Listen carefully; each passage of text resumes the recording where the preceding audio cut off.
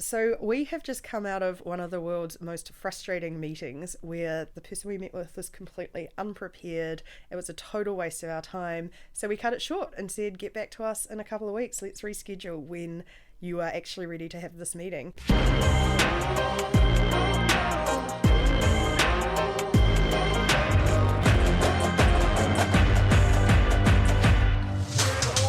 Welcome to Power Up, the podcast that uncovers the unique challenges women leaders face today.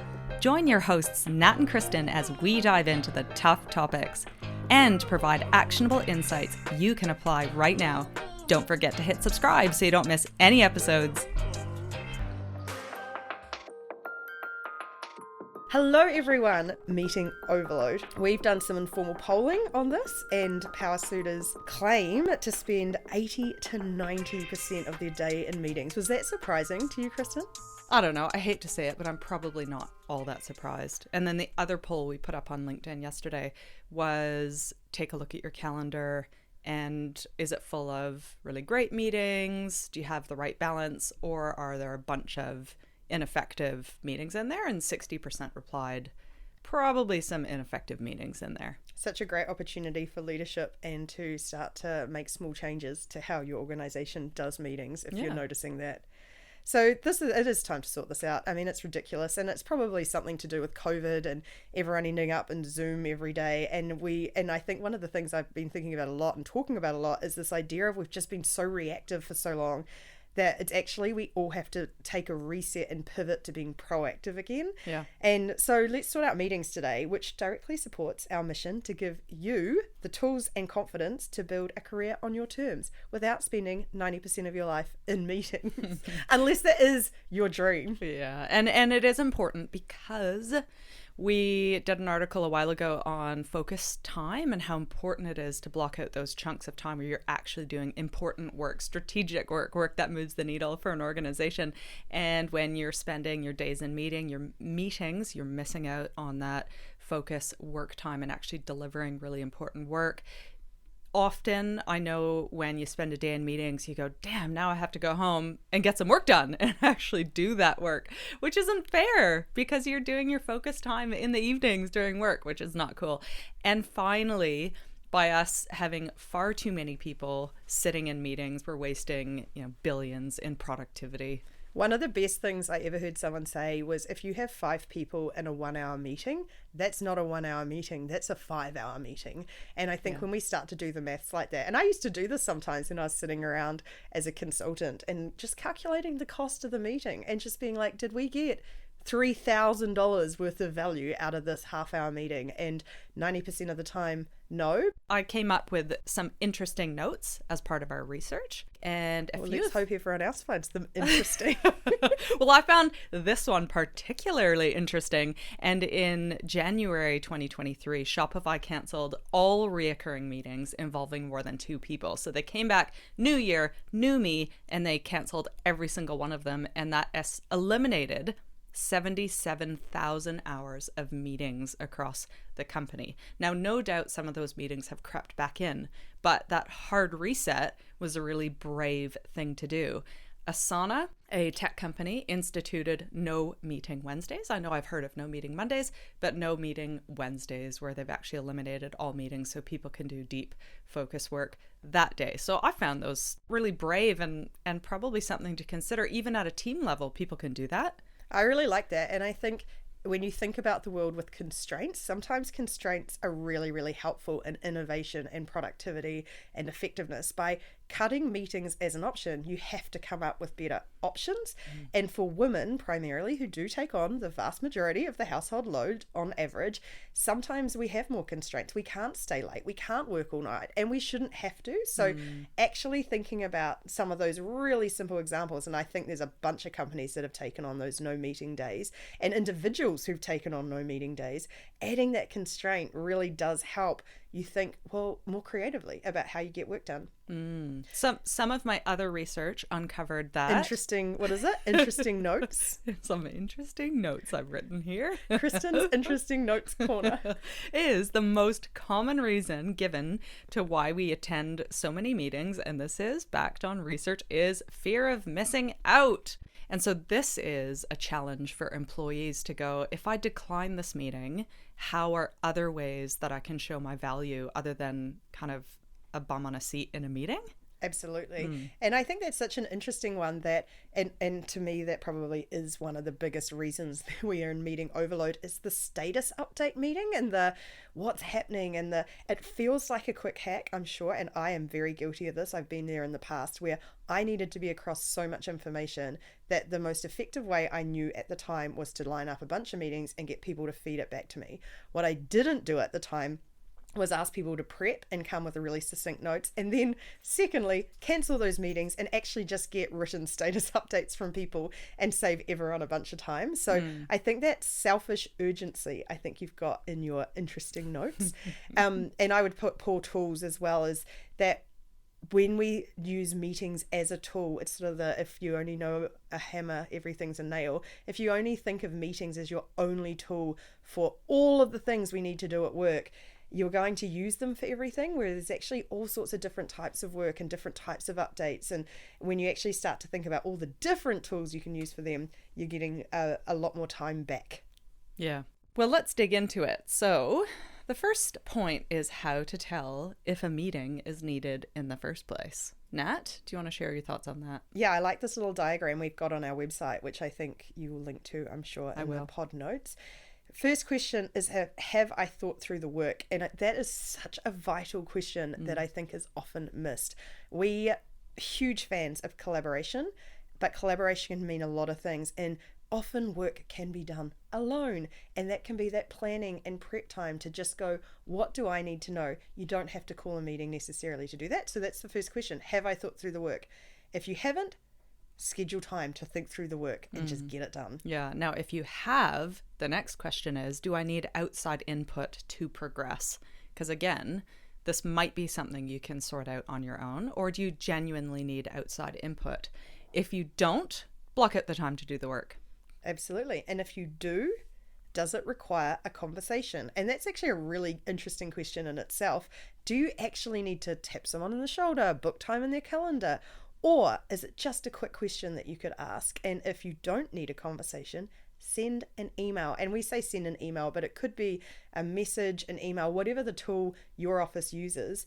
Send it and just get that. You're saving someone an hour of their life, half an hour of their life. And that folds in that next question. Does it have to be face-to-face? There are lots of tools we can use now to have a quick chat, quick message. If someone's working asynchronously, they can check their messages, whatever time they choose to in their calendars, if it doesn't have to be face-to-face. Now, if it does have to be face-to-face, if you do require a conversation, if you do need outside input, and if you have thought through the work, go ahead and schedule and prep for a meaningful meeting. And we're going to talk about prep next. I really like that. Think of meetings, turn the thinking on its head and think of it as a last resort rather than a first resort. And when you start flipping that thinking around, you may find naturally you have a lot fewer meetings. Yes. And now let's talk about how to run an effective meeting. This is actually one of my favorite things for reducing meetings as well. Is first thing is have an agenda, which is planning. So if we stop thinking about meetings as the literal time we're spending in it and actually think of all the tasks that would go into having an effective meeting,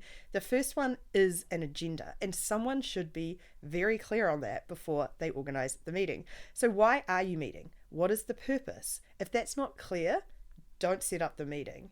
So what question are we answering by the meeting? And I tend to break meetings down now into multiple different types. You've got the collaboration or the discovery meeting where you're trying to brainstorm or work together. That's one type. That could be a purpose. Second one is to have a status update. I would suggest if you went through that little diagram, that little process we just went through, maybe not one that would make it to the end. The third thing could be deciding on the next steps or next actions.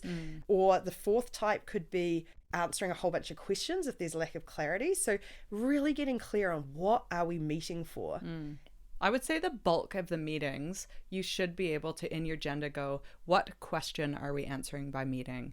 because there is a decision that has to be made, right? So getting really clear. And the agenda doesn't have to be big. It just has to, again, you have to be justifying why you're getting people in the room. We'll talk about the right people in the room next. But the agenda can literally be, this is the decision that has to be made. These are the questions that have to be answered as a result of it. Do you think, what is your thoughts on, because I agree with you, I don't really like super structured meetings, and I've heard in some cases where there's a project manager who's like, let's move on from this point, let's move on to the next thing, and it's not quite finished yet. And so you end up feeling the sense of progress throughout the meeting because you're stuck to an agenda. But actually, in my opinion, it's equally as useless because you've never actually gotten to the end of any of those sections. Yeah, I don't know. Again, if there was some prep and analysis beforehand, if there was reading beforehand, I'm a big fan of people coming equally prepared, the guest list, and therefore, like at any board meeting, for example, you'd go, we're going to consider this read. So that paper, all the work should have gone into it, or the analysis should go into it, and so that can be considered as read. Therefore, you're really at discussion decision time. So yeah, there probably is maybe some lack of prep that went in there for you in that scenario. Yeah, I really like that as just having an agenda and then also all the prep materials. And I love that example of a board meeting because I think people really respect board members' time. So they put a lot of prep into that meeting. Yeah. However, do we place the same respect on our colleagues and our leaders and our managers and actually put the effort into making sure when they turn up at the meeting, they have everything they need to get it done? And I've worked with some incredible people and they are known for running exceptional meetings because they do put that work in and they're very, very valuable meetings as a result. I also know far, far more people who just schedule a meeting, turn up, no one's sure what the agenda is. You end up going around in circles for a bit, figuring out how Zoom's broken today. Terrible. And you come out the other side and it was just another hour or 5 hours or 10 hours, depending on how many people were there. So have an agenda. And if there is prep that needs to be done, it could be a couple of pre-questions, it could be getting some information, have that ready. And bonus points, send it out in advance so people have time to read it. You shouldn't be sitting there reading or educating each other on stuff that's already known during the meeting. It's a really inefficient use of time. Now, we've talked a lot about efficiency with this agenda, which is great, but I don't think that we should lose sight of your role as an influencer and persuader for getting people's buy-in and being there and giving them context. So I'm a huge fan of storytelling at the top of the meeting, which gives people the context of where you're going, you know, how does this decision or the question that has to be answered here feed into where you're going? You know, what is the purpose of the time investment here today? What will this decision lead to? So giving context, I think, rather than cutting straight to the decisions at hand, Love it. I think we do need to warm the audience up a little bit. You need to make people feel good about being there, give them a sense of point in time and context, and then kind of go into the I would put stuff. that under efficiency because getting that buy-in and understanding it is and agenda item 1. Make sure everyone's really clear on why they're there and what needs to be done that day. That's a brilliant agenda item 1. Love it. The second point is meetings aren't a spectator sport. And the leaner the invite list, the more it leaves time for the uninvited just to get on with their work. And so very much so, who needs to be there and why, and then who just needs to be informed. I love that. And that was a big tool that I started to use towards the end of Hatch Days of I just want to have solid meeting notes at the end, what was discussed, what was decided. And if I review them and there's nothing I need to question or change, I've just saved so much time. If there is something, now I've just got one specific thing that I need to look at and quickly follow up with whoever made that decision. The side effect of that as well is it's really, really good meeting effectiveness again, that suddenly you go from a whole bunch of stuff that's chatted about and then everyone walks out to you've now got a discipline of writing down what was discussed, writing down what was agreed. So next time you meet or next time you make a decision, you've actually got documentation, which is what I found and what a lot of people in my teams found was a really, really hugely impactful extra tool to make their time better spent. Yeah, great. I love this next one, and this alludes to again that idea of not just defaulting to the norm, the 15-minute meeting, the 30-minute meeting. Why do we default? I think it's because we're led by the tools that our calendars often default to 1-hour meetings, and so you end up spending an hour on a meeting that could be 15 minutes. That honestly is my biggest pet peeve. Anyone who pops an hour into my calendar, it was a huge pet peeve of mine because getting focus work done and getting work done. And I'm pretty good at planning my weekly calendar and priorities. And so to have someone disrespect my time like that, oh, it drove me crazy. Drove me crazy. I feel like it's just etiquette. So, you know, for everyone, can it be done in 15 minutes? If not, half an hour, great. But gosh, an hour, I don't know. I just question again. I think it depends on the type, right? Because if you're doing those discovery things, you can do 3-4 hour workshops, but that's a workshop, not a meeting. But a lot of stuff, 15 to 30 minutes is enough. And if you've done the prep, you've got an agenda, everyone's read what they need to read in advance, you actually don't need a lot of time to keep discussing. I also love, this is something that's really common in technology companies, and maybe it's spread a bit wider, the stand-up meeting. Yeah. And the stand-up meeting was literally designed to be uncomfortable. So, I mean, other than those people who stand at standing desks now, who are totally fine with it. Those self-righteous people. Yeah. Healthy people. They make those meetings an hour long. That you actually find after 15 minutes, it's kind of annoying to stay standing. So it's a mind trick you can play on yourselves again, that by standing up, you are now putting yourself in a position that the longer you spend in the meeting, the more uncomfortable it's going to get. So you get it done faster. Yeah. And for those that haven't heard of stand-up meetings, those are, again, popularized in Silicon Valley. And it is, you stand in a circle. It started with technology teams, and they would start with these kind of 5-minute meetings in the morning. And they are status updates, and everyone would go around the room and talk about their priority for the day and or any blockers that's stopping them from getting stuff done. So really effective way to get a finger pulse. And you can actually use a stand-up in a few different ways. So absolutely. And the time that those have fallen apart for me are the times when we get distracted talking about life and all sorts of other stuff, which probably also means there is another type of meeting, which is just the socializing one. A lot of, I don't know around the world if different newspapers have this sort of stuff. I think Wordle was one. Worldle, I think people have talked about.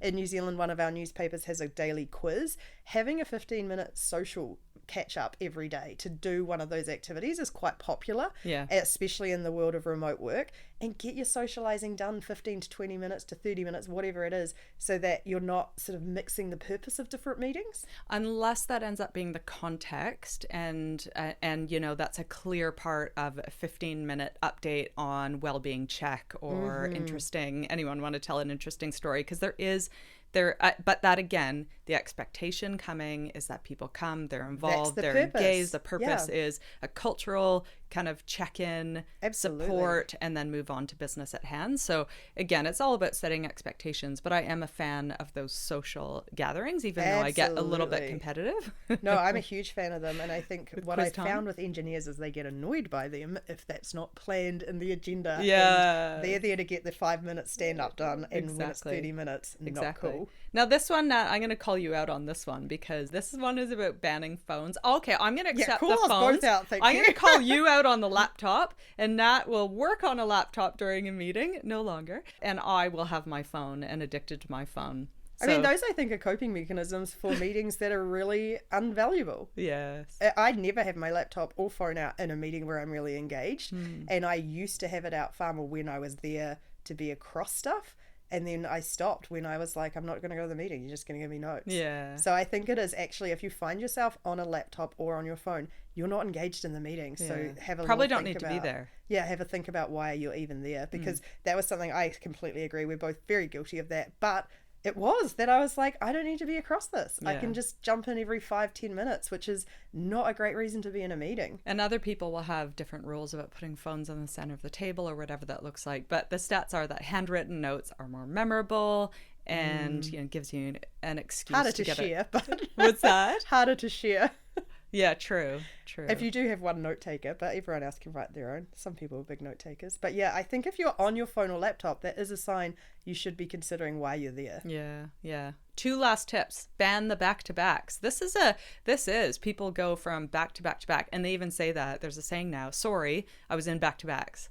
Like, yeah, we need to ban the back-to-back. Give everyone back their at least 5 minutes in between meetings to decompress, to get ready for the next one. Ideally 10 minutes, which means your meetings could look like, 20-minute meetings or 50-minute meetings, so that you allow for that.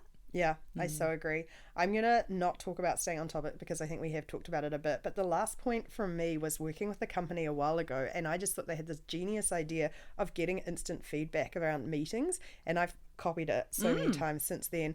At the end of every meeting, get everyone to hold up their hand with either a closed fist or 1 to 5 fingers to rate the meeting.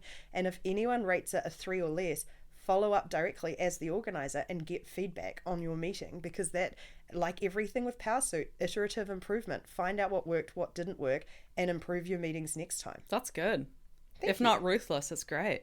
Was it ruthless? Well, as a meeting organizer, you could take that personally, but then naturally you're just looking to improve. And so either it could be unmet expectations. For example, if it's an engineer who didn't like the sharing part of everyone at the beginning, then it's actually setting those expectations and selling to them why that's really important, blah, blah, blah. I think no, it's great. like all feedback. It Yeah. feels ruthless if you take it personally. But Yeah, if it's yeah, actually the goal is to improve the course. meetings and you follow up. So if you just stopped it at 3 and went, oh, they hated it. Yeah. You're telling yourself all these stories in your head. But when you follow up and find out, oh, yeah, everyone got distracted. Great. You can improve it. How great. Oh, well, we are improving productivity by billions thanks to this podcast. Woo! So if everyone can just share it with your teams and with your manager. We've kept this one deliberately short. If you're part of the 80% that are in meetings for 80% of their day, we'd love to hear that you did something about it. If you can get an hour or 2 back a week, that's a massive win. So go ahead and do it. And one thing I think we'd like to challenge everyone to do is take a leadership opportunity here. Doesn't matter if your manager's setting the meetings or if you're in an organization, you can be the one to put your hand up and say, hey, let's try something a little bit different and try and save all of us a bunch of time. Check out Powrsuit.com. Sign up to our newsletter if you haven't already. Would love if you gave us 5 stars on this podcast, shared it around, and we'll catch you next time. Bye. Bye.